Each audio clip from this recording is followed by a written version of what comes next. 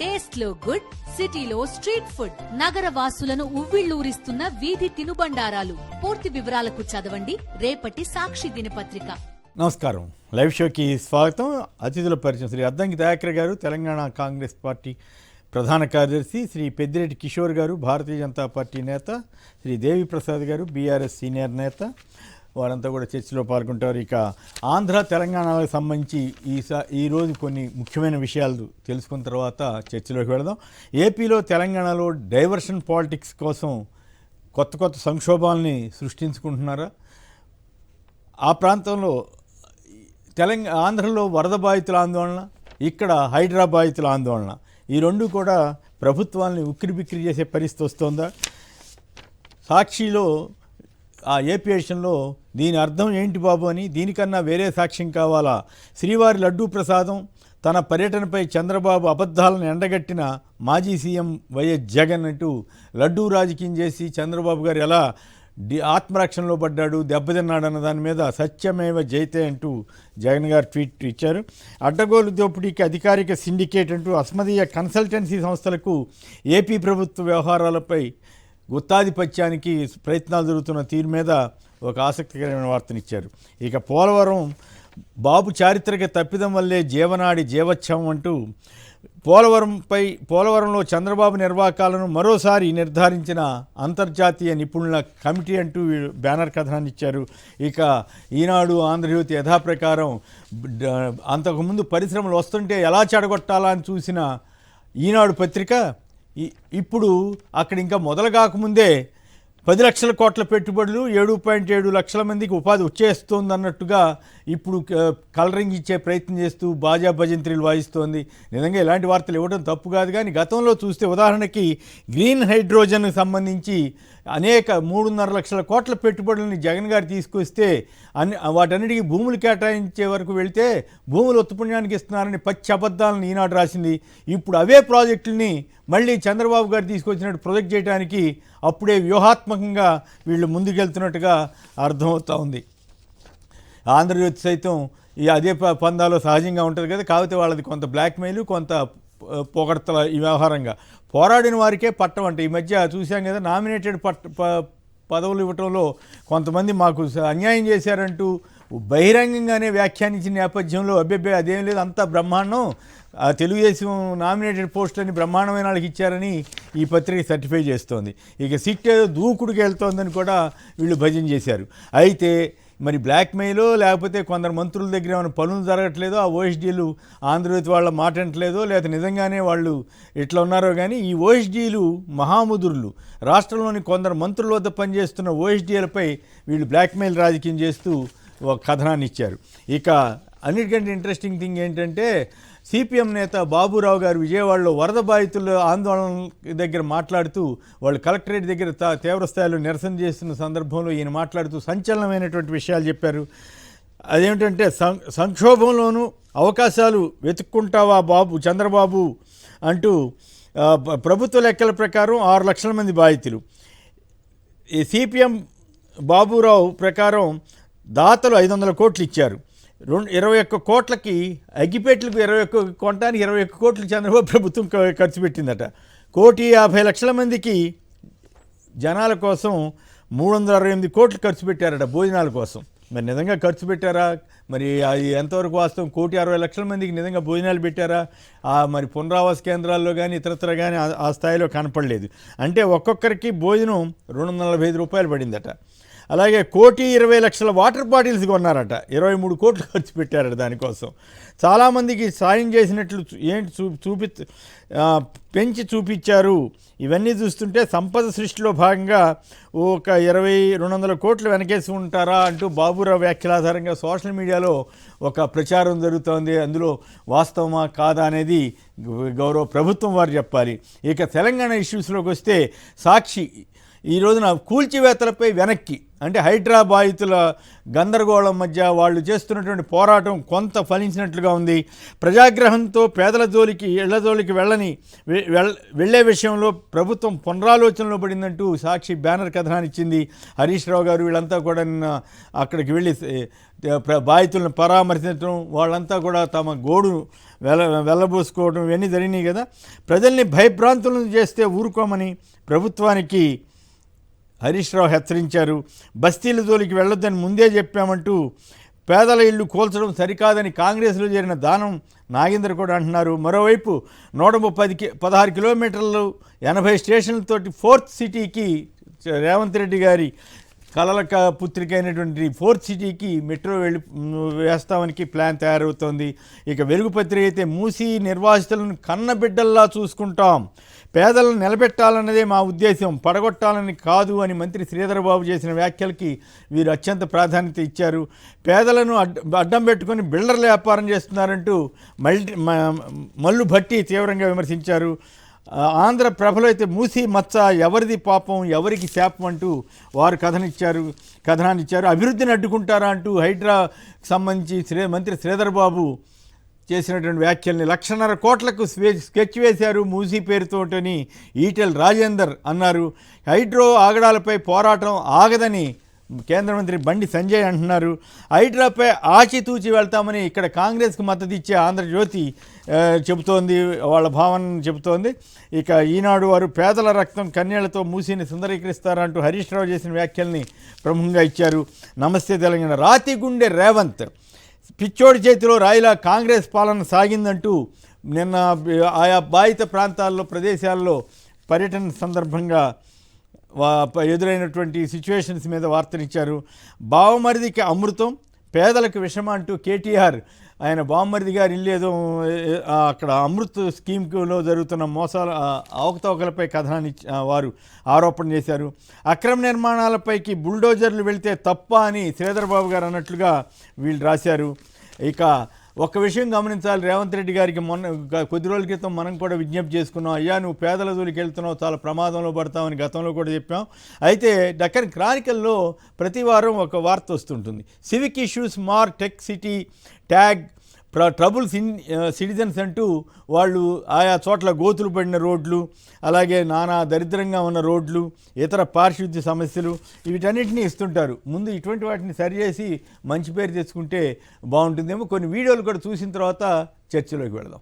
అందరికీ కూడా న్యాయం చేసే ప్రక్రియను మా కాంగ్రెస్ పార్టీ ప్రభుత్వం చేపడుతుందని నేను మొదటగా ఎవరైతే పేదవారు ఉన్నారో బీదవారు ఉన్నారో మరి ప్రత్యేకించి వీరందరినీ కూడా కాపాడే బాధ్యత మాదే.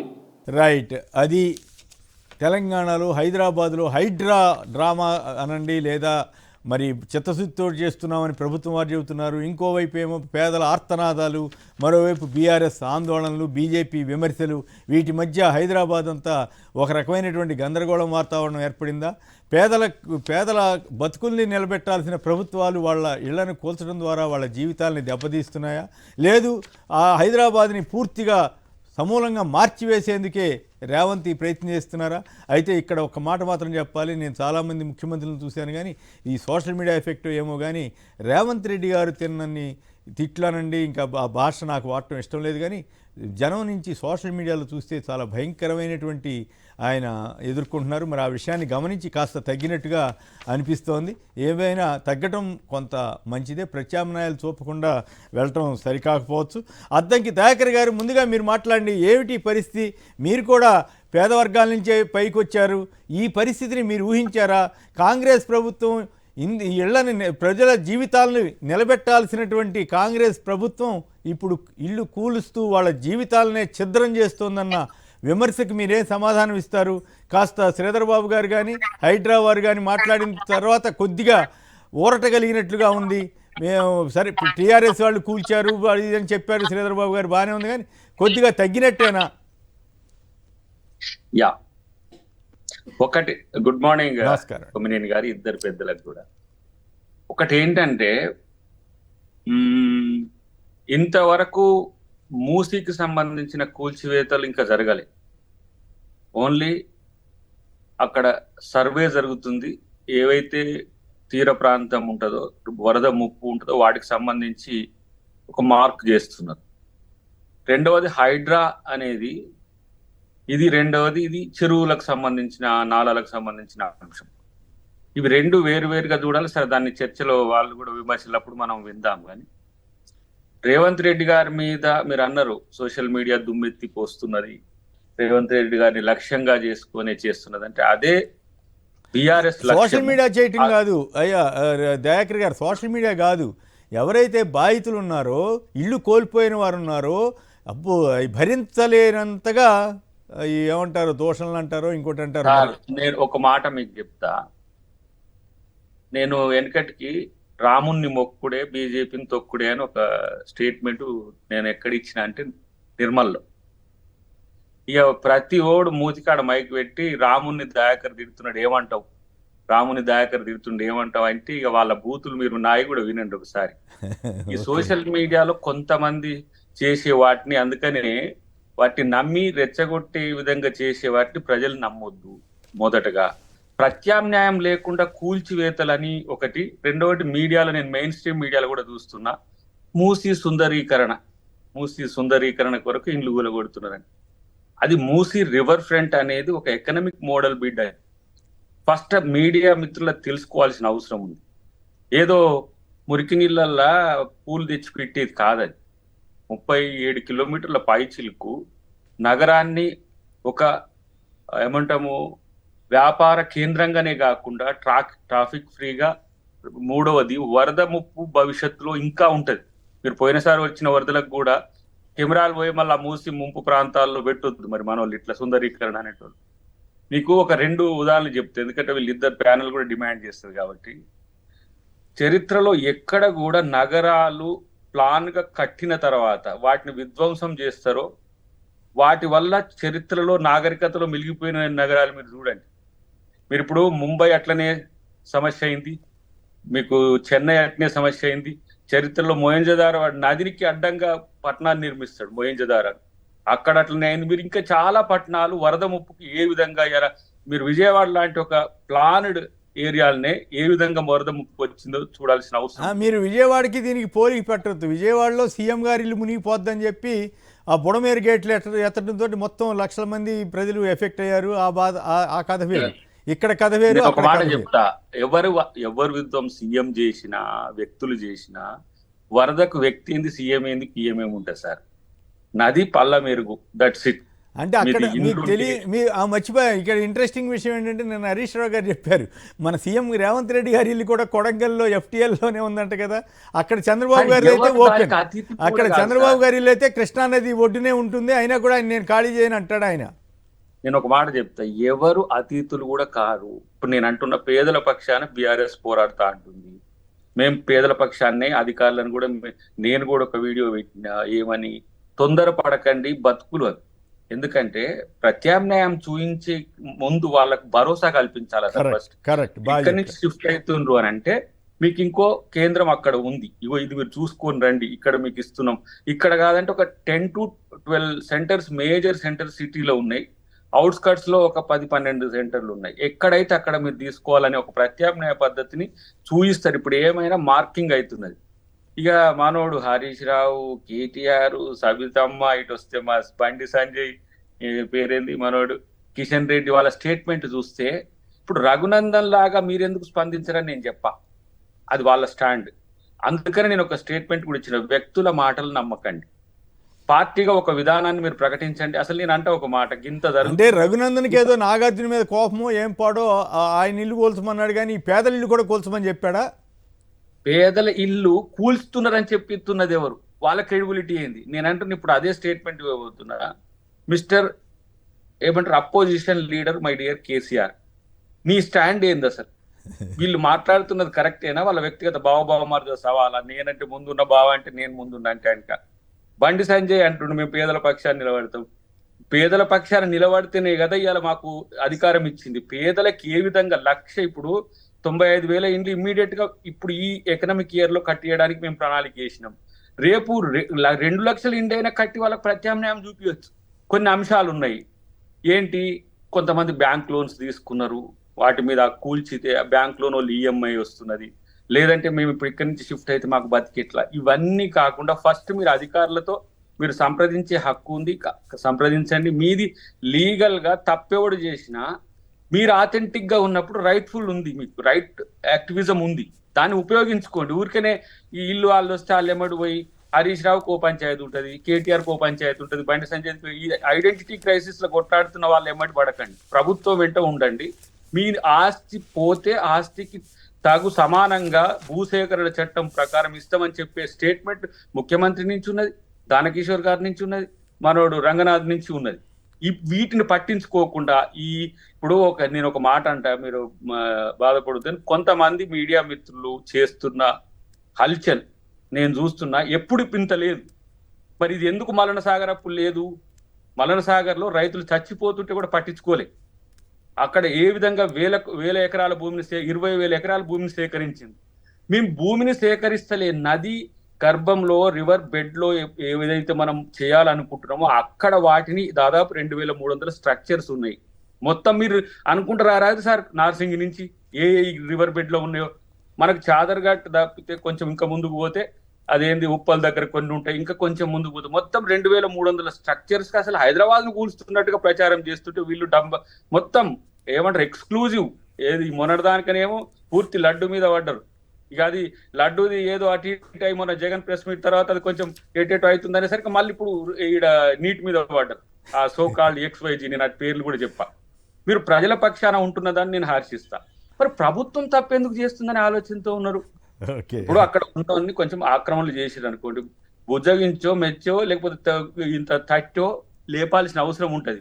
మళ్ళీ ఈ రోజు నేను అంటున్నా, వరదలు వచ్చేసరికి ప్రభుత్వం ఏం చేస్తుంది, ప్రభుత్వం వేస్తే రేపటి రోజున నేను అంటున్నా, నీకు వరల్డ్ క్లాస్ సిటీ కావాలి, మెట్రో మంచిగా పోవాలి, లేకపోతే మేము ఇతర రాష్ట్రాల్లో ఇతర దేశాల్లో ఉండే పట్టణాలతో మనం ఎందుకు పోటీ పడొద్దు? పోటీ మంది జనాభా అంటే దయాకర్ గారు మీరు బాగానే ఉంది, కానీ మీరు చెప్పేది గతంలో కేసీఆర్ గారు హైదరాబాద్ అనేది డల్లా చేసేస్తారు, లండన్ ఏదో చేసేస్తున్నారు, అక్కడ కరీంనగర్ ఏదో లండన్ చేసేస్తున్నారు. ఎక్కువ మాట కాదు, tomorrow's world destination is Hyderabad. రాసుకోండి. ఈ రోజు అంటున్నాగా మళ్ళీ మీరు ఇట్లనే డెస్టినేషన్ ఉంటుంది, ఆ లక్ష్యం ఉంటుంది. మా హయాంలో అవుతుందని చెప్పట్లే. ఓకే, రేపటి రోజున ఇప్పుడు రేపు AICT వచ్చిన తర్వాత వరల్డ్ అంటే అట్లా కాదు. మీకు గుర్తుందో లేదో, మీకు అప్పటికి మరి మీ వయసు ఎంతో నాకు తెలియదు, కానీ నేను 77 నాటికే 1975లో నేను అప్పటికే గ్రాడ్యుయేషన్ చేస్తున్నాను. రాజీవ్ గాంధీ విగ్రహం పెట్టారు, బాగానే ఉంది ఇక్కడ. కానీ సంజయ్ గాంధీ గారు అక్కడ తుకారాం గేటా తుగ్లక్ గేటో లేకపోతే సుల్తాన్ గేటో దాని పేరు ఏదో అంటారు ఢిల్లీలో, అక్కడ మొత్తం ఇళ్ళన్నీ ఇది బ్రహ్మాండంగా తయారు చేయాలని చెప్పి మొత్తం కూల్చిపాడేశారు. కూల్చేస్తే సంజయ్ గాంధీ అది మొత్తం దేశవ్యాప్తంగా ఇష్యూ అయింది. కాకపోతే ఎమర్జెన్సీ టైంలో బయటపడలా. కానీ దాని ఎఫెక్ట్ ఏమైంది, ఎలక్షన్లో మొత్తం నార్త్ ఇండియా మొత్తం కొట్టేసింది. అంటే అది ఒకటే కాదు, ఇంకా చాలా కారణాలు ఉన్నాయి. ఒక మాట ఇప్పుడు అట్లా మీరు జాగ్రత్త పడని మీరేమో నేను పొలిటికల్ గా మీరు వచ్చింది కదా, 1,00,000 మందికి జరగబోతున్న ఇబ్బంది గురించి మీరు మాట్లాడుతున్నారు. 1,20,00,000 మందికి జరగబోతున్న నష్టాన్ని నేను చెప్తున్నా. మీకు ఒకవేళ ఆ లెక్కకే వస్తే పేదల గుడిసెలు కూలుస్తున్నాం అంటున్నారు కదా, ప్రత్యామ్నాయం ఇస్తలేమా అనే దాని దగ్గర వాళ్ళని క్రాస్ చెక్ చేయమంటే, ఇప్పుడు పెద్దోళ్ళను కాపాడుతున్నారు, పేదోళ్ళను కొట్టేస్తుంటారు కదా, ఈ పెద్ద ఆయన ఎవరో, ఆయన మీద నువ్వు కోర్టుకు పోలేవా, లేకపోతే మా దృష్టికి తేలేవా? ఆ దృష్టికి తెచ్చిన దాన్ని ఆయన ఆపుతామా? హైడ్రా అనేది ఇందా కేటీఆర్ గారి డైలాగ్ విన్నారు కదా, ఆయన రేవంత్ రెడ్డి గారు అన్నగారికి నోటీస్ ఇచ్చి కోర్టుకు వెళ్ళేటట్టు చేశారు, వీళ్ళనేమో తెల్లారుదామని కూల్చేస్తున్నారు అన్నాడు కదా ఆయన. రేవంత్ రెడ్డి గారు అన్నగారు సార్, రేవంత్ రెడ్డి గారిది కూడా అన్నారు కదా ఒక ఆయన. అవును, రేపు జనవాడలో కూడా ఉంటది కదా. అవును, రేపు ఇంకో మాట ఒక ఆయన వచ్చిండు, మేమే ఇచ్చినాం TRS కి ఆఫీసు. అది కూడా ఏంది మనకి ఇప్పుడు క్యాచ్మెంట్ ఏరియా ఏంటిది, తాజ్ బంజారా కాడ అది ఉన్నది చూడండి లేక్, దాంట్లోనే ఉన్నదని ఒక ఆయన పెట్టిండు. ఇవన్నీ కూడా ఇప్పుడు హైదరాబాద్ లేక్స్ మీరు కనీసం కనిపెట్టలేరు సార్. హైదరాబాద్ లో పెరిఫెరల్ ఉన్న దాంట్లో ఉన్నాయి. ఈ ఇష్యూస్ మీద చాలాసార్లు మాట్లాడుకున్నాం. ఫైనల్ గా ఒక మాట చెప్తే మిగతా వాళ్ళు కూడా మాట్లాడిన తర్వాత మళ్ళీ ఆన్సర్ ఇద్దరు. కానీ ఇప్పుడు ఫైనల్ గా కాస్త తగ్గినట్టు కనపడతా ఉంది. ఈ 2 రోజులు కొద్ది రోజులు ఆపండి అని అన్నారట కదా. మీ దానం నాగేంద్ర కూడా విమర్శించాడు కదా వద్దు ఈ హైడ్రాని. కాస్త తగ్గారా లేదా, అది పాయింట్. నేను ఒక మాట, మనం ఎన్యూమరేషన్ లెక్క మనం సర్వేకు పోతేనే ఈ గొడవంతా చేసింది, కూల్చింది కాదు. ఇది పార్టీల తలనొప్పి కాదని చెప్పి నేను అందుకని అధికారులను కూడా తొందరపడి స్టేట్మెంట్స్ ఇవ్వద్దని కూడా ఒక స్టేట్మెంట్ మేము కూడా ఇచ్చినాం. ఎందుకు, వీళ్ళకు ఉపయోగపడే విధంగా కార్యాచరణ ఉండొద్దు. ఇంకొక మాట ఏంటి, కొంతమంది అందరికి నోటీసులు ఇచ్చేస్తున్నారు మూసి ప్రాంతంలో ఉన్న ప్రతి వాళ్ళకు. కాదు, అది కూడా ఇప్పుడు వెరిఫై చేయాల్సిన అవసరం ఉంది.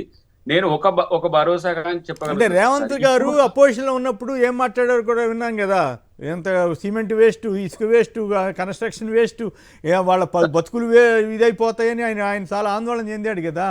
నేను ఒక మాట, మా ప్లాన్ ఇప్పుడు ఒక రకంగా నేను అంటే ఇంటర్నల్ గా కూర్చున్నప్పుడు అప్పుడు చర్చల్లో హైదరాబాద్ లో ఉన్న బస్తీలు ఇరుకుగా ఉన్న వాటిని ఎక్స్పాండెడ్ గా చేసి outer ring road, regional ring road తరలించడం ఒకటి. రెండవది, మూసీని మనం గనక కన్స్ట్రక్టివ్ గా చేసుకోకపోతే రేపు మూసీనే హైదరాబాద్ కు ప్రమాదం కాబోతుంది. ఇప్పుడు దాదాపు 20-30 బ్రిడ్జిలు వస్తాయి సార్. అక్కడంతా ప్రతి మనకు ఏదైతే సంప్రదాయ వ్యాపారాలు ఉన్నాయో అవన్నీ కూడా నది గట్టుకు ఈవల ఆవల చేయాలనే ఒక ప్లాన్ ఉంది. 1,50,000 crores ప్రాజెక్ట్ అది. అంతకు ముందు వీళ్ళ లెక్క 30,000, 20,000 కాదు, దాని మోడల్ మారింది. అసలు ఆ మోడల్ అన్న కనీసం చూస్తలేదు. ఏం చేయబోతున్నాం అక్కడ? ఆయన నవ్వుతున్నారు, మిగతా వాళ్ళు ఇద్దరు నవ్వుతున్నారు. కిషోర్ గారు వాళ్ళకి ఏముంటది, వాళ్ళ చట్టమే వాళ్ళకి తెలియదు, వాళ్ళు చేసిన చట్టమే తెలియదు. ఇట్లాంటి వాళ్ళకి మనం చెప్పినా ఏమర్థమైంది? వాళ్ళు మాట్లాడిన తర్వాత మళ్ళీ విందురు మీ వాదన చెబుతున్నారు. అందుకనే వేగ్గా చేసే కామెంట్స్ పట్ల మేమేం పట్టించుకోం. పార్టీల ప్రజలు అన్నారు చూసినావా, ఆ కోణం డెఫినెట్ గా ఒకవేళ నా ప్రభుత్వం తప్పు చేసినా మేము దాన్ని సరిదిద్దుకునే ప్రయత్నం చేస్తామని కూడా చంద్రబాబు గారు చెప్పిండ్రు, పొన్నప్రభాకర్ గారు చెప్పిండ్రు, ప్రతి ఒక్కరు చెప్తారు. కానీ ఊకనే ఆ మోడల్ వేస్ట్, దాన్ని మూసిని తీస్తారంటే మీ ముఖానికి ఎక్కడ చేసిండ్రండి? మీరు ఏ దేశంలో చేసిండ్రు, ఏ రాష్ట్రంలో చేసిండ్రు? అన్ని కూడా అట్లా కుప్పలు తెప్పలుగా పడిపోయి ఇప్పుడు లక్నో కూడా నష్టపోయి మొత్తం వరదలు వచ్చి వస్తున్నది వాళ్ళు ఉన్న కాడ. ఇక వాళ్ళ లెక్కనే మమ్మల్ని ఉన్నామంట. ఈ దేశాన్ని నిర్మించిందే కాంగ్రెస్ పార్టీ కదా. అట్లా కాదు, అట్లా కాదు దయాకర్ గారు, మీరు దాన్ని నగరాన్ని బాగు చేస్తామంటే ఎవరు కాదనరు. కానీ వరద వచ్చినంత మాత్రాన్ని మొత్తం ఇళ్ళని కూల్చేస్తా ఉంటే హైదరాబాద్ లో ఎన్ని ఎవరన్నా చెప్పండి ఇళ్ళని కూర్చా అని. అట్లా ఆ పరిస్థితి క్రియేట్ కాకుండా చూసుకోండి. మీకే నష్టం, రేవంత్ రెడ్డి గారికే నష్టం. నేను చూశాను, మీరు అడుగుతున్నారు కాబట్టి చెబుతున్నాను. ఒక చిన్నారి పాప, దయాకర్ గారు మొన్న వారం రోజుల క్రితం ఒక్క నిమిషం దయాకర్ గారు ఒక్క నిమిషం, ఒక చిన్నారి పాప నా పుస్తకాలు కూడా తీసుకొనివ్వలేదు అంకుల్ అని చెప్పి ఒక చూపు అతనికో ఎవరికో చెప్తా ఉంటే నాకు కళ్ళమ్మ నీళ్లు తిరిగినాయి. అది ఆ మాత్రం మానవత్వం లేకుండా ఎట్లా చేస్తారండి పోలీసులు? అది ఇందిరాగాంధీ ఏమో ఇందిరమ్మ ఇళ్ళ పేరు మీద ఇల్లు కడతారు, ఇందిరాగాంధీ ఏమో పేదల పేరుది అంటారు. మీరేమో చెప్పబెట్టకుండా శని ఆదివారాలు నోటీసులు ఇవ్వకుండా కూల్చి అవతల పారేసాము, మీ సాగు మీరు రావండి అన్నట్టు చేయకూడదు కదా. ఒక మాట వినండి, మీరు ఇది అన్నారు కాబట్టి నేను చివరికి ఒక్కటే వర్డ్ చెప్తా. ఎవరు కూడా పేదల్ని కూల్చి పెత్తనం చెలాయించాలనే ఆలోచన ఉండదు. అధికారులు ఎవరో తొందరపడితేనో ఆ సందర్భం 1-2 సందర్భాలకు మీరు ఫీల్ అయినట్టే, లేకపోతే బీజేపీ మిత్రుడు ఫీల్ అయినట్టే, మా టీఆర్ఎస్ మిత్రుడు ఫీల్ అయినట్టు మేము ఫీల్ కామా? అది మీరు బాధపడ్డట్టు మీ మనసులో కాదా సార్? ముఖ్యమంత్రి మనిషి కాడా? దాన్ని పెట్టేసి మొత్తం అదే సమస్య జరుగుతున్నట్టుగా ప్రచారం చేయడం అనేది, దానివల్ల ఎవరి పక్షాన ఉన్నారు? వీళ్ళు 1000 ఎకరాల భూములు అక్రమంగా FTL లో బఫర్ లో ఈ 10 సంవత్సరాలు అక్రమాలు చేయించడానికి కారణమైన బీఆర్ఎస్ వాళ్ళు వచ్చి మాట్లాడుతున్నారు. ఎవరైతే ఆ బిల్డర్స్ ఉన్నారో, కాంట్రాక్టర్స్ ఉన్నారో వాళ్ళ ఒకరితో పుచ్చుకొని మీరు ఇచ్చిన భూములు ఇలా పోతున్నాయి, ఏం సంగతి నా సంగతి అంటే వచ్చి హరీష్ రావు, కేటీఆర్ బయటపడి మాట్లాడుతున్నారు. మరి కేసీఆర్ ఏడా ఉన్నాడు? మరి వాళ్ళే సమానం చెబుతారు, చూద్దాం. నల్గొండ నుంచి సంజీవ్ గారు చెప్పండి, ఈ హైడ్రా డ్రామానండి లేకపోతే దాడులనండి, జనం రిసీవ్ చేసుకున్న తీరు ప్రభుత్వం వైపు కరెక్ట్గా ఉందా, బాధితులు కరెక్టా, బీఆర్ఎస్ బీజేపీ కరెక్టా, మీరేమనుకుంటున్నారు? నమస్కారం సార్. ఏదైనా హైడ్రా కూల్చివేతలు అనేది చాలా తప్పు. ఎందుకంటే రూపాయి కూడా పెట్టి 30-40 ఏళ్ళు తిప్పలబడి ఒక ఇల్లు కట్టుకుంటారు సామాన్య ప్రజలు. అలాంటి అప్పుడు ఫస్ట్ ముందస్తుగా వాళ్లకు ప్రత్యామ్నాయ ఏర్పాట్లు చూపించి ఉన్నదమ్మా మూసి ప్రక్షాళన చేస్తున్నాం, సుందరీకరణ చేస్తున్నాం, మీకే నష్టం అవుతుంది ఇండ్లు దాంట్లో ఉంటే మేము ఒక దగ్గర ఇండ్లు చూపిస్తున్నాం, మీకు ప్రత్యామ్నాయం చూపిస్తున్నాం అన్నాక మిగతా ఏర్పాటు చేసినాక వాళ్ళని ఇండ్లు కూలబట్టి వాళ్ళను వేరే దగ్గరికి చేర్చాలండి. మేము పోయినసారి కూడా కాంగ్రెస్ కు సపోర్ట్ గా ఓటేసిన అద్దంకి దయాకర్ అన్నది కూడా నల్గొండ జిల్లా, మరి నల్గొండ జిల్లానే. ఓకే. నిన్న సూర్యాపేట సజ్జల చెరువు, పుల్లారెడ్డి చెరువు ఒక 45-50 ఏళ్ల నుంచి అక్కడ నివాసం ఏర్పరచుకుంటారు. నిన్న పోయి సర్వే చేయడానికి పోతే అక్కడ జనం ఏడుస్తున్నారు. ఇది ఏదైనా కాంగ్రెస్ కు మహబూబ్నగర్ లో కూడా ఇట్లాగే చేశారని అన్నారు. అవును సార్, అవును, చెప్పండి, కంప్లీట్ చేయండి. చాలా చాలా దిక్కుల్లో ఇట్లా చేస్తారు. హైదరాబాద్ చాలా మిగతా జిల్లాల నుంచి వచ్చి రూపాయి కూడా పెట్టుకొని అక్కడ ఉపాధి లేక హైదరాబాద్కి వచ్చి బతుకుతారు సార్. అట్లాంటి వాళ్ళకి కూడగొట్టడం చాలా తప్పు. వాళ్ళ ప్రత్యామ్నాయ ఏర్పాట్లు చేసినాక కరెక్ట్ చెప్పారు. మొన్న ఒక వీడియో చూశాను, ఒక అమ్మాయి రోడ్డు మీద కూతుర్ని పెట్టుకుని అలో లక్ష్మణ అంటే ఏడుస్తా ఉంది, ఇల్లు కూల్చేశారు, నేను ఎక్కడ ఉండాలో అర్థం కావట్లేదండి అని. మరి వాళ్ళ బతుకులు ఏమైపోవాలి? బతుకులు నిలబెట్టడానికి ప్రభుత్వాలు కానీ బతుకులు విధ్వంసం చేయడానికి కాదు కదా అనేటువంటి పాయింట్ మీద కూడా దయచేసి కాంగ్రెస్ ప్రభుత్వం వారు ఆలోచించాలి. సుధాకర్ రెడ్డి గారు, బెంగళూరు. సుధాకర్ రెడ్డి గారు నమస్కారం, మాట్లాడండి. నమస్కారం, ప్యానెల్లో ఉన్న సభ్యులందరికీ నమస్కారం. ముఖ్యంగా దయాకర్ రెడ్డి కూడా ఇస్తున్నాను నమస్కారం. ఇప్పుడు ఒకటి, కష్టపడి సొంత ఇల్లు కట్టుకున్న వాళ్ళు తిరిగి బాడిగింట్లో పోయి జీవనం చేయాలంటే వాళ్ళకి ఎంత బాధ కలుగుతుంది అనేది ఆలోచించాల. బాడిగిళ్ళు దొరకాలి కదా. చూడండి, ఈ కూకటపల్లి ఏరియాలో అంతా కూడా ఎన్ఓసి లేకుండానే అప్పుడు చాలా మంది కొనుక్కున్నారు, తక్కువ రేటుకు వస్తుంది కదా అని. నల్లాలనేది ఇప్పుడు బఫర్ జోను, లేక్ జోన్లు ఉన్నాయి. వాటి పైన ప్రభుత్వం ముందుగానే నిర్ణయం తీసుకోవాలి, కానీ తర్వాత నిర్ణయం తీసుకుంటే ఎలా జరుగుతుంది అది? ఇప్పుడు సామాన్య ప్రజలు చాలా మంది ఉన్నారు కుమ్మేరు గారు. ఇప్పుడు నేను చెప్తున్నాను, ఈ డబ్బు వచ్చి ఇప్పుడు కర్ణాటకకు వస్తుంది. కర్ణాటకలో బీజేపీ వాళ్ళు భయంకరంగా గొడవ చేస్తున్నారు. ఎందుకంటే కాంగ్రెస్ గవర్నమెంట్ హైదరాబాద్ లో చేస్తుంది, తెలంగాణలో. బెంగళూరులో ఎందుకు చేయలేదు? చేసిన తర్వాత వాళ్ళే తిడతారు మళ్ళీ. కుమ్మేరు గారు నిజంగా వాస్తవం, జనంలో వ్యతిరేకత రావడం కోసం మనిషి ఇక్కడ వచ్చి లేకుల్ని, బఫర్ జోన్ని చాలా మంది గవర్నమెంట్ వాళ్ళు యాక్టివ్ చేశారు. వాళ్ళకి ఎలా సమస్యలు ఎదుర్కోగలుగుతారు వాళ్ళు?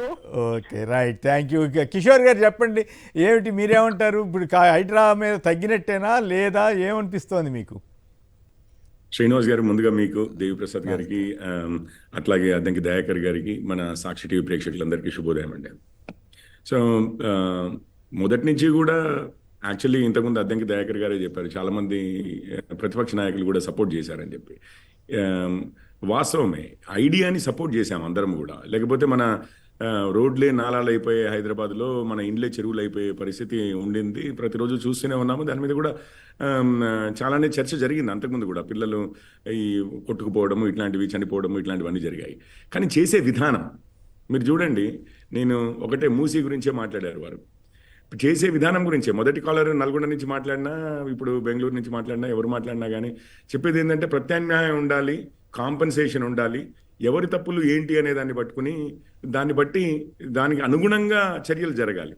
ఇప్పుడు మన ఇమ్లిబన్ బస్ స్టేషన్ ఉందండి, అది మూసీ నది మీదనే ఉంది, నదిలో ఉంది, రైట్? మరి ప్రభుత్వమే కదా ఆక్రమణదారు. మొదటగా తన ఇల్లు కూలగొట్టుకోవాలి కదా సార్. మరి ప్రజలకి కష్టమవుతుంది. ముందే కూలగొట్టేస్తే మెట్రో స్టేషన్ కూడా దాంట్లోనే ఉంది కదా, మూసీలోనే ఉంది కదా మెట్రో స్టేషన్ కూడా. మెట్రో స్టేషన్ మరి కూలగొట్టేస్తే మరి ప్రజలకు కష్టం అవుతుంది. అవును, మరి ఇక్కడ ఉన్నది కూడా ప్రజలేనండి, ప్రజలే, ఇక్కడ ప్రజలే. నీ గవర్నమెంట్ ఆస్తి అంటేనేమో, నీకు గవర్నమెంట్ ఏమో టైం కావాలి. అది సమస్య కానీ పిల్లర్ ఏడ ఉంటది, స్టేషన్ నదిలో లేదు, చూస్తే తెలుస్తుంది. మీరు కొంచెం అర్థవంతమైన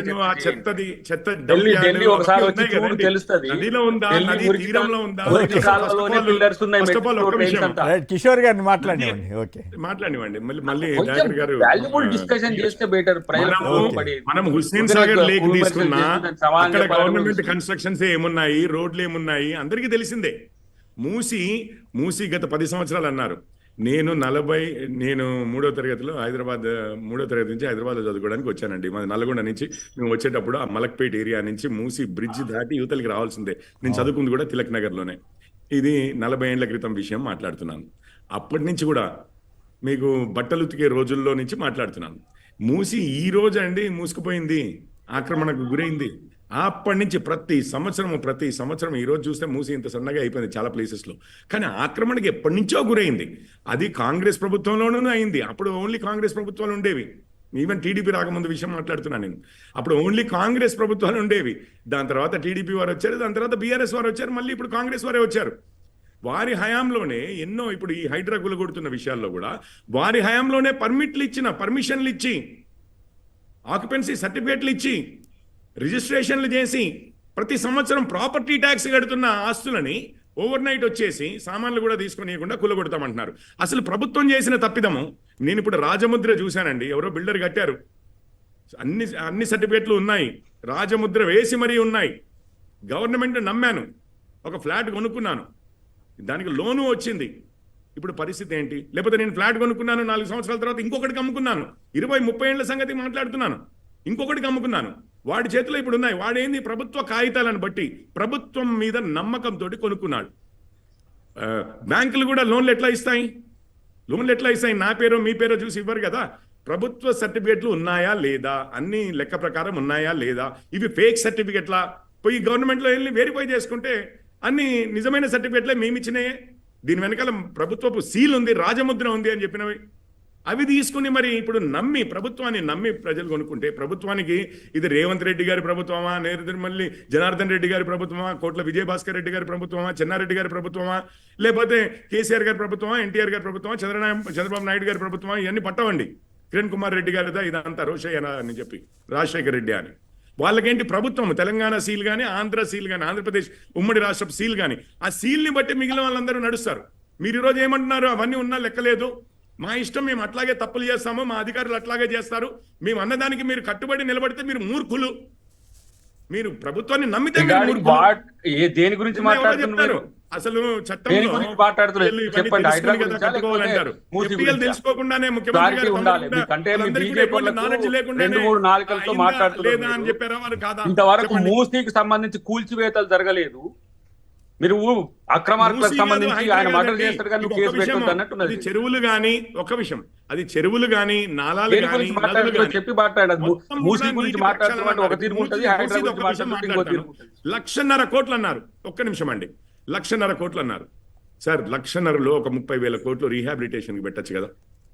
మీరు ఇండ్లు ఇచ్చేస్తాం అంటున్నారు. కేసీఆర్ గారు ఎప్పుడో కట్టించి ఎప్పటి నుంచో ఊరిస్తున్నారు.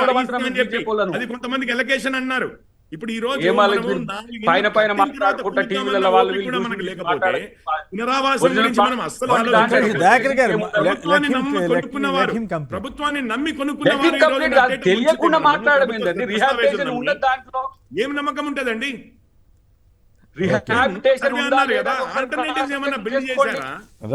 కాంపెన్సేషన్ ఇచ్చి కొనుక్కుంటే అయిపోయింది కదా. 1,50,000 కోట్లు అండి, 1,50,000 కోట్లు. ఇది కాళేశ్వరం కన్నా రెండింతలు, పునరావాసానికి సంబంధించి దాదాపు కాళేశ్వరం ప్రాజెక్ట్ కన్నా రెండింతలు. ఒక్క నిమిషం దేవి ప్రసాద్ గారితో మాట్లాడి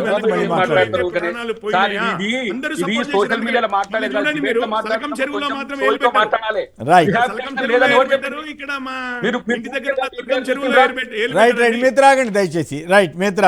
పవన్ గారు హైదరాబాద్ నుంచి. పవన్ గారు నమస్కారం. మాట్లాడడం కాదండి, ఒక్క నిమిషం దయాకర్ గారు, దేవి ప్రసాద్ గారు కూడా మాట్లాడిన తర్వాత మళ్ళీ మాట్లాడకండి. తప్పుడు మాట్లాడితే నేను మాట్లాడిన ఆపాలి, ఎందుకంటే ఓకే పవన్ గారు హైదరాబాద్ నుంచి. పవన్ గారు రైట్ కట్ అయింది. రవీంద్ర గారు హైదరాబాద్ నుంచి. రవీంద్ర గారు నమస్కారం, మాట్లాడండి, మీరేమంటారు? నమస్తే సార్. అక్కడ నమస్కారం. దయాకర్ అంటే మన జిల్లా వాళ్ళు చాలా ప్రజలతో ఉండే మనిషి, ఆయన కూడా కొద్దిగా మారాడు అనిపిస్తుంది సార్ నాకు. మారాడు అనిపిస్తుంది? లేదు, అట్లా ఏం మారలే. ఆయన పేదలతో మాట్లాడాడు కొంత. రేవంత్ రెడ్డితో అంత క్లోజ్ ఉండొచ్చు, ఏమైనా ఉండొచ్చు, కానీ ప్రజల నుంచి సార్ ఆయన, ప్రజల నుంచి వచ్చినాడు, మంచి నాకు చాలా గౌరవం ఆయన అంటే. నేను కాదని బ్రదర్, మీరు అడిగే ప్రశ్నలు నేను వ్యతిరేకించాను, ఎందుకంటే ఆగండి దయాకర్, మీరు ఎప్పుడు ఇట్లా జోక్యం చేసుకోరు. ఒక్క నిమిషం ఆగండి. మనకి హైదరాబాద్ కి మాస్టర్ ప్లాన్ అని ఉంటుంది సార్. అది ఇల్లు కట్టుకున్నారు కూడా 50-60 సంవత్సరాల నుంచి అక్కడ ఉన్న వాళ్ళు ఉన్నారు. మాస్టర్ ప్లాన్ ప్రకారము తను చూసుకొని అక్కడ ఎస్టీవీలో ఉందో పప్పజోన్లో ఉందో చూసుకొని వాళ్ళందరూ అప్పుడు LRS BRS వచ్చినాయి, అన్ని చేసుకున్నారు. అవన్నీ చేసుకున్నారు. ఇప్పుడు నేను 50 సంవత్సరాల నుంచి పని ఉన్న వాళ్ళని వెళ్ళి స్కూల్ కొట్టండి ఎట్లా ప్లాన్ లేదు, ఏం లేదు. 1,00,000 కోట్లు మన ప్రయారిటీస్ ఏంటి అసలు? మన ముందు రాష్ట్రానికి ఏది కావాలి? ప్రయారిటీస్ చూసుకోండి. బ్యూటిఫికేషన్ ఊరికి వాళ్ళందరూ స్కూల్ కొట్టి వాళ్ళు చంపేసి వాళ్ళ మీద బ్యూటిఫికేషన్ చేస్తే ఎవరికోసం అవన్నీ. Okay right. దేవిప్రసాద్ గారు చెప్పండి, ఏమిటి ఇదంతా? మీరు కావాలని సృష్టిస్తున్న డ్రామానా, లేకపోతే మళ్ళీ బామర్దుల మధ్య పోటీ అంటున్నాడు దయాకర్ గారు? కేసీఆర్ గారు ఎందుకు మాట్లాడలేదు అంటున్నారు? అసలు మీ లక్ష్యం ఏమిటి? మీరేమో లండన్ డల్లాస్ చేస్తామంటే ఇప్పుడు వాళ్ళు నిజంగా చేసి చూపిస్తామంటే మీరు ఎందుకు అడ్డం పడుతున్నారు అంటున్నారు? Good morning. నమస్కారం శ్రీనివాస్ గారు, అట్లాగే మిత్రులు దయాకర్ గారికి, కిషోర్ గారికి, వీక్షకులకు శుభోదయం. ఇది ఎవరు పార్టీల మధ్య పంచాయతీగా సృష్టించేటువంటి ప్రయత్నం చేస్తా ఉన్నారు. కొమ్మినేని గారు, ఇది ప్రజలకు ప్రభుత్వానికి జరుగుతున్నటువంటి పంచాయతీ. ఎందుకంటే ప్రజలందరూ, దయాకర్ గారు ఒక మాట అన్నారు, ఎవడు చెప్పిండు, ఏ అధికారి చెప్పిండు అని. నిన్న ఒక్కసారి మన దానకిషోర్ గారి ప్రెస్ మీట్ చూడాలని నేను విజ్ఞప్తి చేస్తున్నా దయాకర్ గారికి. వారు చాలా స్పష్టంగా చెప్పింది ఏంటి, మేము డ్రోన్ ద్వారా చిత్రీకరించినాం 11,000కు పైగా జనవాసాలకు సంబంధించినటువంటి విషయంలో కూల్చివేయడానికి, వాళ్ళని తరలించి కూల్చివేయడానికి మేము ప్రయత్నం చేస్తా ఉన్నాం.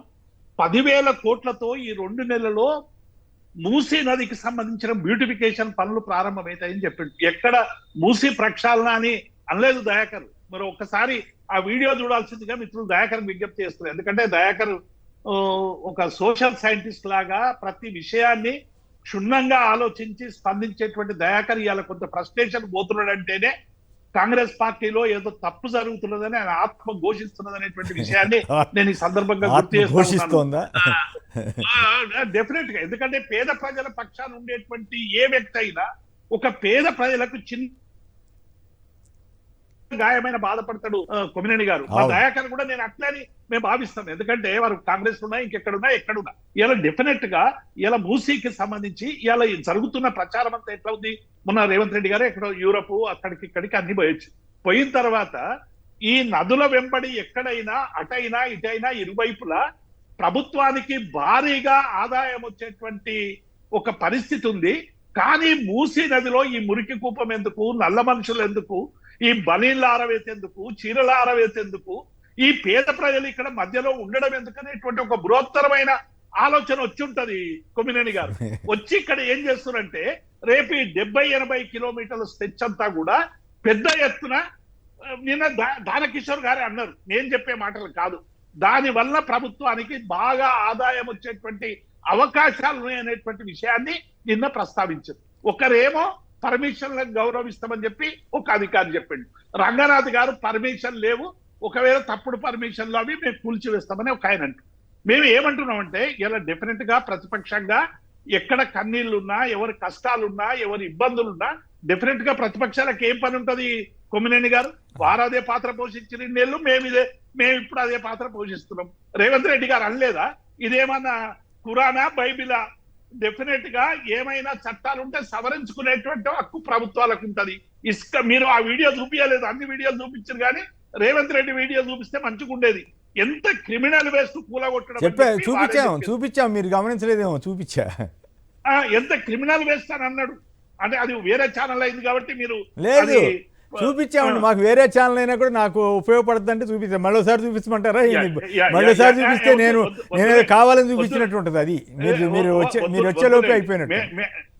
మేము ఒక్కటేమైంది కొమ్మినేని గారు, గ్రామీణ ప్రాంతాల నుంచి అనేక కారణాల వల్ల, సామాజిక కారణాలు కావచ్చు, ప్రభుత్వాలు అవలంబించినటువంటి అనేక కారణాలు, ఈ 10 ఏళ్లే అని ఒక మమ్మల్ని బాగా ప్రెషర్ చేసే ప్రయత్నం చేస్తారు. కానీ ఇది 10 ఏళ్లలో జరిగినటువంటి పరిణామం కాదు కొమ్మినేని గారు, ఇది దశాబ్దాలుగా. నేను ఇంతకుముందు దయాకర్ నేను డిబేట్ లో ఉన్నప్పుడు కూడా చాలా సందర్భాల్లో ఈ చర్చ వచ్చింది. 2005లోనే వైఎస్ రాజశేఖర రెడ్డి గారు నక్సలైట్లతో చర్చ జరిపినప్పుడు, ఆనాడు మావోయిస్ట్ పార్టీకి సంబంధించిన ప్రతినిధితో చర్చ జరిగినప్పుడు వాళ్ళు ఒక బుక్లెట్ ఇచ్చారు కొమ్మినేని గారు. ఈ రాష్ట్రంలో ఎన్ని భూములు కబ్జాలైనాయి, ఎవరెవరి చేతులు ఉన్నాయని పేర్లతో సహాయించారు కొమ్మినేని గారు. మీకు గుర్తుండే ఉంటుంది, రామోజీ ఫిలిం సిటీని కూడా భూములు, దళితుల భూములు ఉన్నాయి, వాటిని స్వాధీనం చేసుకోవాలని వాళ్ళంటే ఇది ఎక్కడ కూడా బాబు అని వైఎస్ రాజశేఖర రెడ్డి గారు కూడా వదిలేశారు దాన్ని. ఇప్పుడు అది జానారెడ్డి గారి దగ్గర కూడా ఆ బుక్ భద్రంగా ఉండి ఉంటది. మా దయాకర్ గారికి కూడా తెలుసు. నేను ఏమంటున్నా, ఇది ఒక్క ప్రభుత్వం చేసిన పాపం కాదు, మా ఉంటే గారు నేనేమి దాన్ని వెనుకపోవడానికి నేనేం సశమిషాలు పడరు. కానీ గత కొంతకాలంగా ప్రభుత్వాల ఉదాసీనత వల్ల, ప్రభుత్వాలు చేయలేకపోవడం వల్ల ఇవాళ నిర్మించుకున్నటువంటి వాళ్ళను కూల్చడానికి మీరు కూల్చలేరా అన్నారు. నిన్న దానకిషోర్ గారే చెప్పిర్రు 50 మందిని మేము ఆల్రెడీ తరలించినామని. తరలించుడేంది, కూల్చుడేంది కొమ్మినేని గారు? చాలా మంది ఆ ఇంట్లో పెట్టి వాళ్ళని తరలించి తర్వాత కూల్స్తారేమో. నేనేమంటున్నా, డెఫినెట్ గా దీని మీద ప్రభుత్వం ఆలోచించాలి. సాంకేతిక పరిజ్ఞానం చాలా పెరిగింది. తక్కువ ప్రజలకు సంబంధించినటువంటి నిరాశ్రయత తగ్గించి కేవలం నదీ గర్భంలో ఉన్నటువంటి వాళ్ళ పట్ల సీరియస్ గా గత 40 ఏళ్లలో వచ్చిన వరదల్ని సరైనటువంటి రీతిలో రికార్డ్ చేసి వాళ్ళకు సంబంధించినటువంటి అంశం మీద వాళ్ళకి ప్రత్యామ్నాయం చూపించాలి. కొమ్మినేని గారు మీరు ఒక్కసారి మూసికి, ఎందుకంటే మీరు చాలా జర్నలిస్ట్ గా పోయిండ్రు, దయాకర్ అనేక సార్లు ఆ ప్రాంతం తిరిగిండు, మేము కూడా పోయినాం. ఒక చిన్న ఇంట్లో 4-5 కుటుంబాలు ఉంటాయి కొమ్మినేని గారు. 4-5 కుటుంబాలు ఉంటే ఏంటంటే వాళ్ళు బాత్రూమ్ పోవాలన్నా ఇంకొకటి పోవాలన్నా బయట ఉంటాయి, పోతారు. కానీ మీరు ఇప్పుడు డబుల్ బెడ్రూమ్ ఇస్తే ఏమైతుంది కొమ్మినేని గారు, కామన్ ఏరియాకు ఇంకొకరిని అలో చేయరు, ఉండేది గింత, జైలు కంటే ఎక్కువ భావిస్తారు డబుల్ బెడ్రూమ్. 5 కుటుంబాలు ఒకరు డబుల్ బెడ్రూమ్ లో ఎట్లుంటాయి కొమ్మినేని గారు? ఒక దగ్గర ఎన్ని కుటుంబాలు ఉంటాయి అనేటువంటి, ఒక కుటుంబానికి మీరు ఒకటి ఇస్తున్నారు, ఇస్తామని చెప్పేది ఇస్తారా లేదా అనేది ఇస్తారనే అనుకుందాం. కానీ 4-5 కుటుంబాలు ఇలా వచ్చి అక్కడ ఉండి దగ్గర ఇళ్లలో పని చేసుకునేటువంటి వాళ్ళు, లేకుంటే పేపర్లు కలెక్ట్ చేసి అమ్ముకునేటువంటి వాళ్ళు, సీసాలు కలెక్ట్ చేసి అమ్ముకునేటువంటి వాళ్ళు, వీళ్ళందరూ కూడా చాలా పేదలు కొమ్మినేని గారు. కాబట్టి వీటి విషయంలో కొంత రూల్స్ కూడా పక్కకు పెట్టి కొంత మానవీయత ప్రకటించాల్సినటువంటి సందర్భంలో ఇలా మొన్న మీరు ఇంతకుముందు ఏదో ప్రస్తావించరు ఒక పత్రిక గురించి, ఆ పత్రికకి సంబంధించినటువంటి ఒక ముఖ్యమైనటువంటి నా జర్నలిస్ట్ ఏంటంటే 10 ఏళ్లలో మీరు తెచ్చుకున్నటువంటి ఏదైతే వ్యతిరేకత ఉన్నదో 10 నెలల్లోనే వచ్చింది అనేటువంటి మాటను, అంటే రేవంత్ రెడ్డి గారిని పూర్తిగా సమర్థిస్తూ వచ్చినటువంటి వాళ్ళే ఇవాళ ఇటువంటి చర్యలను సమర్థిస్తలేరు. అందుకే నేను దయాకర్ గారి ద్వారా రేవంత్ రెడ్డికి కానీ కాంగ్రెస్ కు విజ్ఞప్తి చేసేదంటే, ప్రజలు అనేక ఆకాంక్షలతో మిమ్మల్ని ఎన్నుకున్నారు, మీరు అనవసరమైనటువంటి సమస్యల మీద ప్రధానమైనటువంటి దృష్టి పెట్టి మిగతా సమస్యల్ని మీరు సెకండరీ చేయొద్దు. చేయడం వల్ల మీ పార్టీకే నష్టం. అయితే ఒక మాట చెప్పండి దేవిప్రసాద్ గారు, మళ్ళీ సమానం చెబుతారు దయాకర్ గారు. మల్లన్న సాగర్ ని మీరు అక్కడ బుల్డోజర్ని పెట్టి ఇల్లు కోల్చలేదా? అప్పుడు వాళ్ళ ప్రజల ఆవేదన మీకు అర్థం కాలేదా అని అడిగారు నేను శ్రీధర్ బాబు గారు. డెఫినెట్ గా నాగార్జున సాగర్ అప్పుడు ఇల్లు కూల్చకుండానే ఆకాశంలో కట్టిందా కొమ్మినేని గారు? శ్రీశైలం ప్రాజెక్టు మా సింగూరును ఆకాశంలో కట్టిందా? ఎన్ని గ్రామాలు పోలేదు కొమ్మినేని గారు? అప్పుడు సోషల్ మీడియా లేదు, ఇంకోటి లేదు కాబట్టి రావు. డెఫినెట్ గా ఒక ప్రాజెక్టు కట్టినప్పుడు నిరాశ్రయులు అవడం అనేటువంటిది ఖాయం. కానీ ఇక్కడ జరుగుతున్నది ఏంది, అక్కడ జరుగుతున్నది ఏంది? లక్షలాది ఎకరాలకు నీళ్ళు ఇవ్వాలనో, సాగునీరు ఇవ్వాలనో, తాగునీరు ఇవ్వాలనో, ఒక 5,000 మంది 6,000 వాళ్ళకి అందరికీ రిహాబిలేషన్ చేసేటువంటి ప్రయత్నం చేసినాం కదా. రిహాబిలేషన్ ఏమైనా తక్కువైతే దయాకర్ లాంటి వాళ్ళు కొట్లాడితే ఇంకా రకరకాల ప్రొవిజన్స్ కూడా పెట్టి వాళ్ళకు అనేక విషయాలు ఇచ్చినాం కదా. ఇంకా కాకుండా ఇప్పుడు ఇవ్వండి, ప్రభుత్వం మీ చేతికి వచ్చింది, మల్లన్న సాగర్ లో మునిగిపోయిన వాళ్ళందరికీ 50 లక్షలు అదనంగా ఇవ్వండి. మేము వ్యతిరేకిస్తాం, మేము వచ్చి పాలాభిషేకం చేస్తాం రేవంత్ రెడ్డి గారికి. నేను ఏమంటున్నా కొమ్మినేని గారు, ప్రభుత్వంలో ఉన్న ఒకటి, ప్రతిపక్షంలో ఉన్న ఒకటి మాట్లాడడం అనేటువంటిది సహజం, మేము దాన్ని ఏం తప్పుపట్టాం. కానీ ఇలా మూసి విషయంలో, హైడ్రా విషయంలో జరుగుతున్నటువంటి డ్రామాకి కాంగ్రెస్ పార్టీ తెరదించాల్సినటువంటి అవసరం ఉంది. మా దయాకర్ లాంటి వాళ్ళతో కమిటీ, మనం ఇంకా మా కోదండ రామో దయాకర్ ఇంకొక లేచి మానవీయ హృదయంతో ఉన్నటువంటి వాళ్ళు పోయి ఒక్కసారి రైట్. ఓకే, ఓవరాల్ చూస్తే రంగనాథ్ గారికి అంతకుముందు మంచి పేరు ఉండేది అనుకుంటా, ఇప్పుడు అదంతా గబ్బు అవుతున్నట్టుగా కనిపిస్తా ఉంది చూడబోతే ఆయన పరిస్థితి కూడా. కాబట్టి దీని ఒక పరిష్కారం దేవాలి కొమ్మినేని గారు. ఇది ఇంకా ముదరడానికి వీల్లేదు, కొద్ది తగ్గినట్టు అనిపిస్తుంది రండి, కొద్ది తగ్గినట్టు అనిపిస్తా ఉంది. కాకపోతే దయాకర్ గారు ఆ మాట అంటలేదు కానీ డైరెక్ట్ గా కొంచెం తగ్గినారనే భావన కలుగుతుంది. తగ్గడం కూడా మంచిది. మీరు సూపర్ 6 ఇక్కడో సూపర్ 6 అక్కడో సూపర్ 6 పెట్టి వాటి సంగతి వదిలేసి కూల్చివేతలంటే మీరు హామీలు ఇవ్వకపోగా ఈ కూల్చివేతలనే పరిస్థితి తెచ్చుకోకూడదు కదా అనేది ఒక సమస్య వస్తుంది. కొమ్మినేని గారు, డెఫినెట్ గా కాంగ్రెస్ ప్రభుత్వం ఈ దూకుడును తగ్గించాల్సిందే, ప్రజల్ని కన్విన్స్ చేయాల్సిందే, పేదలకు ప్రత్యామ్నాయం కలిగించాల్సిందే, మానవీయ హృదయంతో ఆలోచించి సాంకేతిక పరిజ్ఞానాన్ని ఉపయోగించుకొని నష్టం తక్కువగా చేయాల్సిందే. ఒకవేళ చేయకుంటే డెఫినెట్ గా మా అరుపులు ఉంటాయి. వాళ్ళు ఏం చేస్తారో, బుల్డోజర్లు పెడతారో, ఏం పెడతారో ప్రజలు జవాబు అడ్డం పడతారు, బుల్డోజర్లకు అడ్డం పడతానంటారు. రైట్, డెఫినెట్ గా రైట్. వెంకట్ గారు హైదరాబాద్ నుంచి. వెంకట్ గారు నమస్కారం, మాట్లాడండి, మీరేమంటారు? Sir good morning sir. నమస్కారం. రెండు విషయాలు, ఇది గవర్నమెంట్ తీసుకున్నది ఒక రెవల్యూషనరీ స్టెప్, ప్రజలలో స్వాగతిస్తారు. కానీ మూసి సర్వే చేస్తూ, మూసి ఉన్న ప్రజల్ని ఒప్పిస్తూ, వాళ్ళకి ఆల్టర్నేటివ్ అలాట్ చేస్తూ అది చేయండి. ఇక రెండోది హైడ్రాక్ వచ్చి సార్, మీరు పై స్థాయి నుంచి కింది స్థాయిలో కూలగొట్టాలి. ఫస్ట్ పెద్ద తలకాయలను కొట్టుకుంటూ రండి.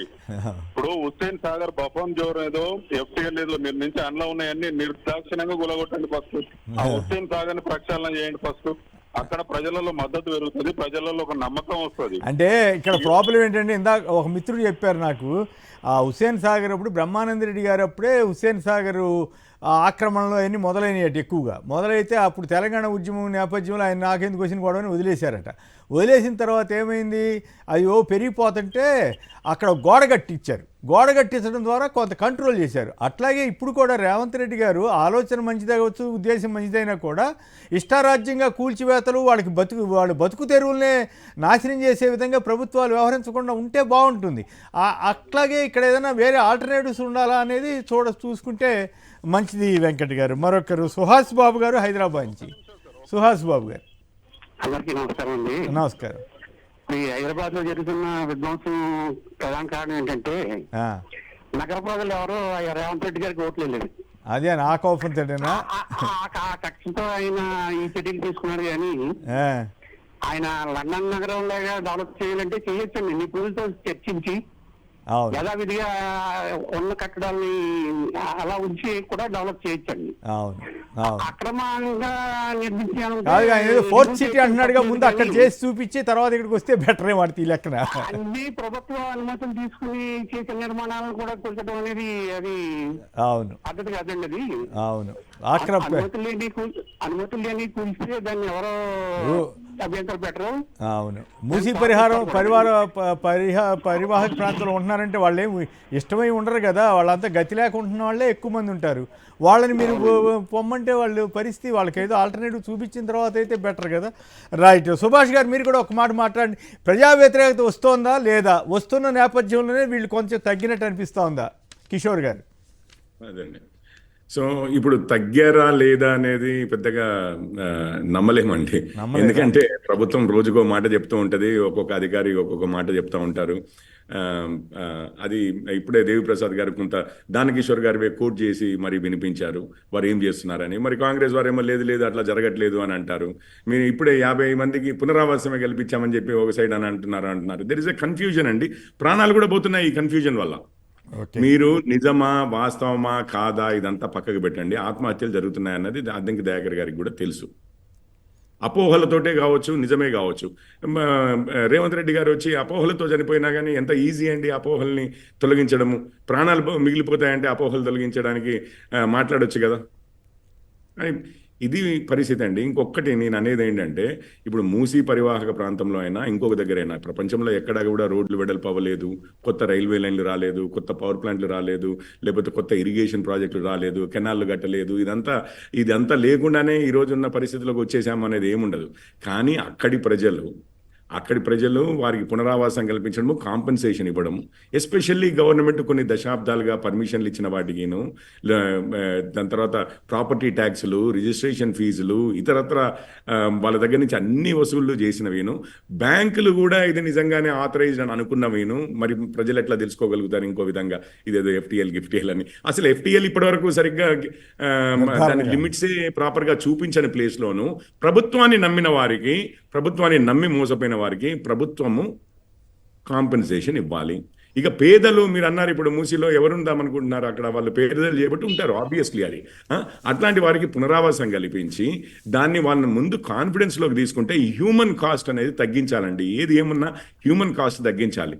అది తగ్గించలేకపోతే ఇక వారు అన్నట్టుగా దేవిప్రసాద్ గారు కూడా అదే మాట అన్నారు, మీరు అన్నారు. అది దక్కించకపోతే ఇక వారి కర్మ, అది పార్టీ వారికి. అది తప్పించేమీ లేదు, ప్రజల కోసం ఉంది కదా. ఓకే. పవన్ గారు హైదరాబాద్ నుంచి. పవన్ గారు నమస్కారం, మాట్లాడండి. సార్ గుడ్ మార్నింగ్ అండి అక్కడ ఉన్న వాళ్ళందరికీ. సార్, ఇది ప్రభుత్వం ఏదైతే చర్య ప్రారంభించిందో అది ప్రజలను బాగు చేయడానికి మంచిదే, కానీ దానికి ఒక ప్రొసీజర్ అనేది ఉండాలి కదా సార్. ఇప్పుడు వాళ్ళ దగ్గరనే కుడి ఎడమకు పెట్టుకున్న వాళ్ళని ఏమనకుండా బీదోళ్ళ మీద పడితే ఎలా సార్? అవును, కుడి ఎడమలను పెట్టుకున్న వాళ్ళనే వదిలిపెట్టేశారా? Okay, correct. ఎందుకంటే ఇప్పుడు మహేందర్ రెడ్డి గారిది అన్నారు సార్, అలాగే రేవంత్ రెడ్డి గారు పక్కనే నిలబడ్డాడు ఆ స్టేట్మెంట్ ఇస్తున్నప్పుడు. తిరుపతి రెడ్డి అంటే వాళ్ళు అన్నది ఇప్పుడు టీడీపీ ఆఫీసు గండిపేట చెరువులు ఉన్నది, టచ్ చేయరేం సార్ దాన్ని మరి? అవును. ఇప్పుడు ఇది ఏంటంటే ఇద్దరు గురు శిష్యులు ఏం చేస్తున్నారు 2 వారాలలో అంటే వీళ్ళు చేసిన వాగ్దానాలు వీళ్ళతో కాదని వాళ్ళకి అర్థమైపోయింది సార్, అబద్ధాలు ఆడుతున్నారని. కానీ ఇంకా ఎక్కువ సంక్షోభంలో పడ్డారు కదా. ఆయనేమో ఆ లడ్డూని రాజకీయం చేయబోయి డబ్బేలను పడ్డాడు, ఈయనేమో ఇప్పుడు ఇక్కడ ఈ దీంతో ఇరుక్కుపోయినట్టు అయింది కదా. రైట్. మరొకరు. హలో, సత్యనారాయణమూర్తి గారు, కొక్కట్పల్లి. రాజకీయ నాయకులు అంటేనే కబ్జాదారు సార్, కబ్జాదారు చెయ్యకపోతే రాజకీయ లేదు. అంతేనా? అట్లా అంటారులే కానీ అందరినీ ఒక మాట అనకూడదు. అందరినీ కాదండి, 90% అలాగే ఉన్నారండి. అవును, వాళ్ళే కబ్జా చేయమంటారు, వాళ్ళే అమ్ముతారు, వాళ్ళే కూల్చుతారా, కూల్చుతా ఉంటారా? ఓకే, కంప్లీట్ చేయండి. అమ్మినోళ్ళ మీద కానీ పనిష్మెంట్ లేనిది మరి ప్రజలకు ఒకరికైనా పనిష్మెంట్?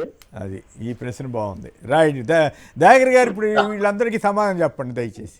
ఇప్పుడు ఇలాంటి టైంలో నేను వచ్చి మాట్లాడడం అంటేనే ఈ కాంట్రాని దాన్ని వివరణ ఇవ్వడానికే. చాలా మందికి ఈ చర్చ చూసేటోళ్ళకు దయాకర్ ఏంది ఇట్లా అవుతుండు అని ఉండొచ్చు కదా. 2 ఉదాహరణలు చెప్తా.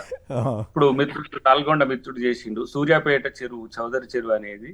నేను డిగ్రీ కాలేజీలో ఉన్నప్పుడు నా రూము ఈ చెరువు యువతలో ఉండేది. ఎండాకాలము లేకపోతే నీళ్లు లేని సందర్భంలో నేను డిగ్రీ ఎస్వి కాలేజీకి నడిచిపోయేటోళ్ళు ఆ చెరువుల నుంచి. ఈ రోజు ఆ చెరువుని నేను చూస్తే నేనే పరిశాన్ అవుతున్నా. అంత కుచించుకుపోయిన చెరువు. ఎందుకంటే నా కళ్ళు చెప్తాయి కదా, నన్ను నేను మోసం చేసుకోలేను కదా. రెండవది ఇప్పుడు ఏంటంటే హైడ్రాకు సంబంధించి మీరే చెప్పిండ్రు, మనోడు కిషోర్ చెప్పిండు, లేకపోతే దేవప్రసాద్ గారు 10,000 కోట్లతో రిహాబిటేషన్ ప్లాన్ ఉంది. నేను ఇప్పుడు ఇంత ఆవేశంగా మాట్లాడే దాని వెనుక కూడా నాకు ప్లాన్ ఉంది.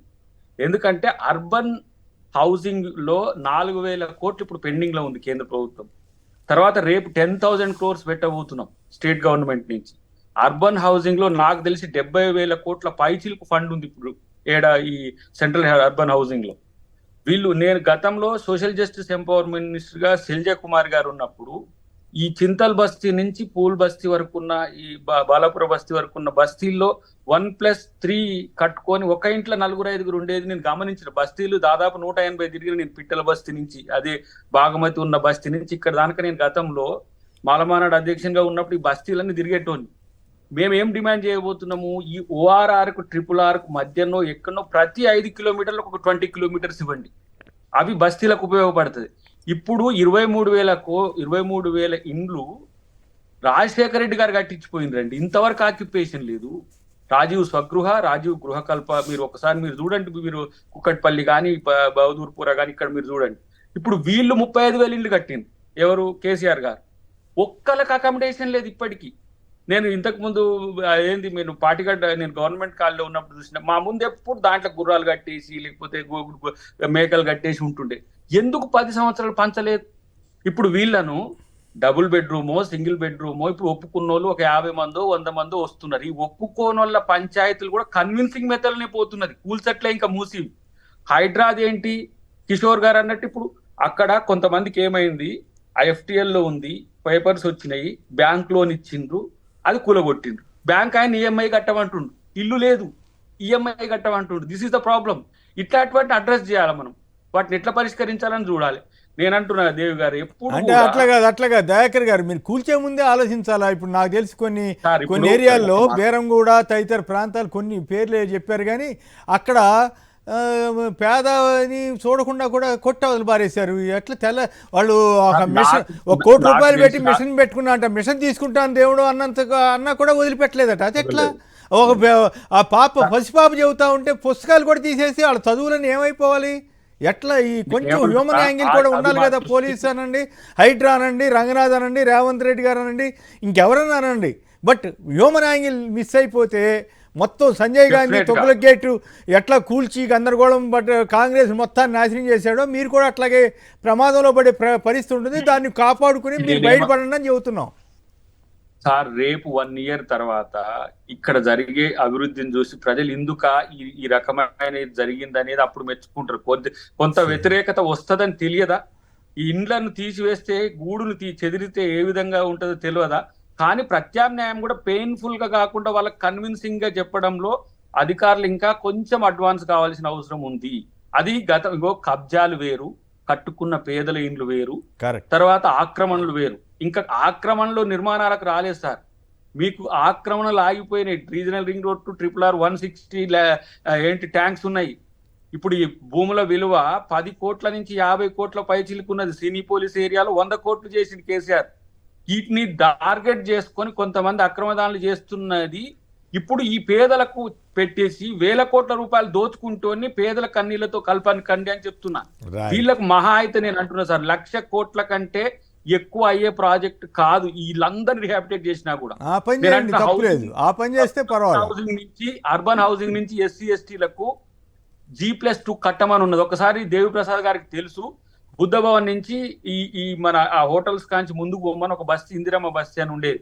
నేను వాళ్ళ బతుకులు చూసి నేను బాధపడుతుంది. ఇవాళ మీరు చూడండి G+3 కట్టిండి కేసీఆర్ ఆడ, ఎంత మంచిగా ఉందో మీరు చూడండి. అట్లాంటి కట్టియాలి. నది తీర ప్రాంతంలో కూడా అవకాశాలు ఉన్నాయి.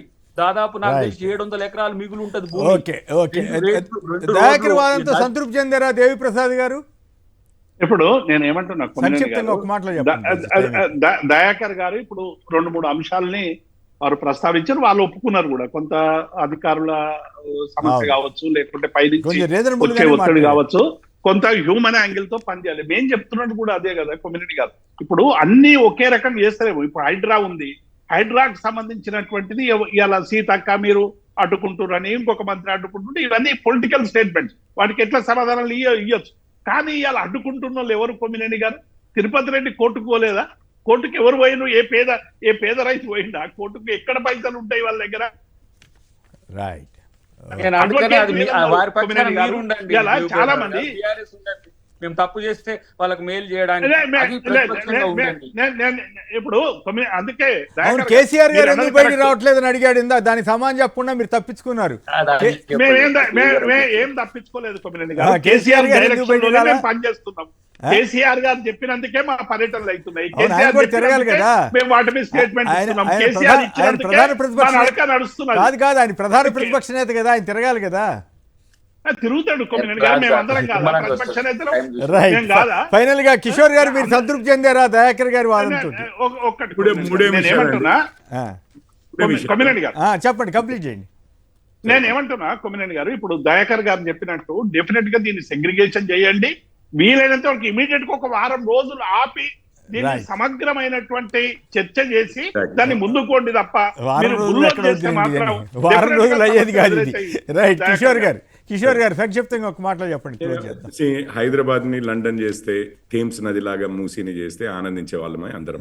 కానీ అది ఎవరి కోసము అనేది కూడా ఉంటది. హైదరాబాద్ వాసులు అందరి కోసమా, లేకపోతే కొంతమందిని బయటికి పంపించి మిగిలిన వారి కోసమే ఇది సుందరీకరణమైనటువంటో, లేకపోతే ప్రక్షాళన చెందినటువంటి హైదరాబాదో అందంగా కనిపించేదో కావాలా? ఒకటి. రెండోది, ఈరోజు హైడ్రాలో ఉన్న ఆఫీసర్లు ఎక్కడి నుంచి వచ్చారో తెలుసా సార్?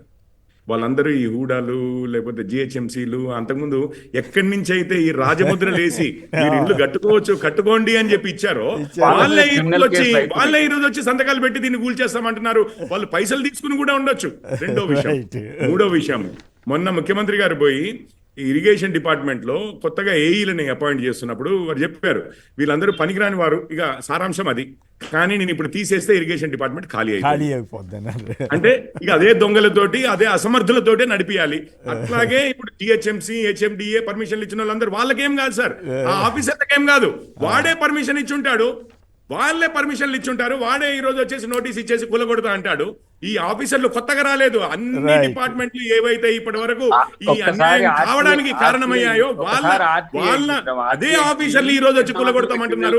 ఎంత అన్యాయం చూడండి. ప్రభుత్వం వైపు మాత్రం ఏ మాత్రం తప్పు రికగ్నైజ్ చేయలేదు.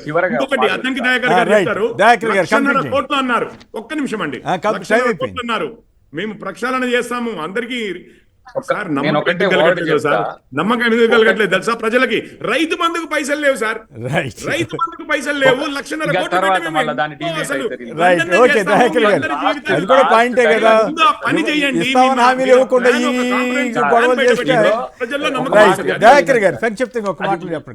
ఒక్కటే, హక్కు ఉన్న వాళ్ళు కోల్పోయే విషయంలో వాళ్ళకు మేలు జరుగుతుంది. ఒకటి, ఎవరైనా హక్కు లేకపోయినా పేదల రిహాబిటేషన్ అనేది ప్రభుత్వం బాధ్యతగా తీసుకుంటున్నది. 2, మూడవది, అధికారులు కూడా తొందరపడి నిర్ణయాలు తీసుకోకండి, 1కి 2 సార్లు ఆలోచించమని అందరం చెప్తూనే ఉన్నాం. 4వది చెప్తున్నా సార్, ఒకటి, రాజకీయాల కోసం ఇలాంటి అంశాలను సెంటిమెంట్లను రెచ్చగొట్టకండి. డెఫినెట్ గా వాళ్ళకి మేలు చేసే దగ్గర మీరు ప్రతిపక్షంగా అట్లా కుదురుతుంది. రేవంత్ రెడ్డి గారు చెప్పారు కదా, రేవంత్ రెడ్డి గారు చెప్పారు కదా, ఇసుకుపోతుంది